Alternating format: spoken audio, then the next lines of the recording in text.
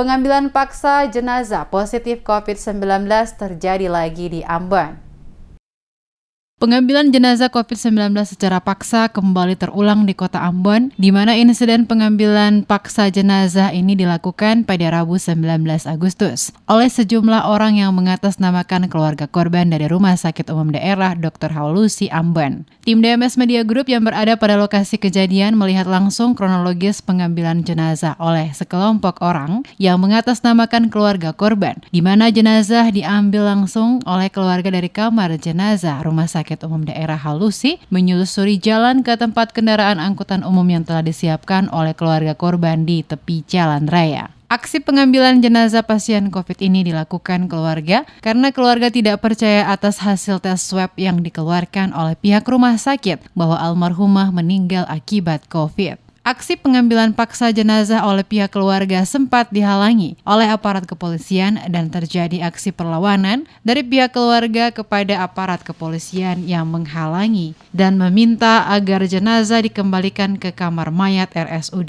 Dr. Haulusi karena jenazah akan dimakamkan dengan standar protokol COVID oleh tim gugus tugas. Namun pihak keluarga korban tidak terima dan bersikeras untuk tetap membawa pulang jenazah ke rumah duka untuk selanjutnya dikuburkan di pekuburan umum. Akibat aksi tersebut membuat pihak kepolisian akhirnya tidak dapat berbuat banyak dan jenazah berhasil dibawa pulang ke rumah duka oleh keluarga korban. Dalam aksi pengambilan paksa jenazah oleh keluarga pasien, sempat membuat kemacetan di sepanjang jalan pada lokasi kejadian. Hal ini disebabkan banyak warga yang berhenti untuk sekedar menyaksikan insiden pengambilan jenazah tersebut. Seperti diketahui, pasien yang sebelumnya pernah dirawat pada Rumah Sakit Sumber Hidup dan dirujuk ke RSUD Haulusi dengan keluhan penyakit komplikasi paru-paru dan jantung. Pada saat masuk ke RSUD Haulusi, pasien langsung menjalani swab cepat dan diketahui hasil swab tersebut reaktif. Pada Rabu 19 Agustus sekitar pukul 11.30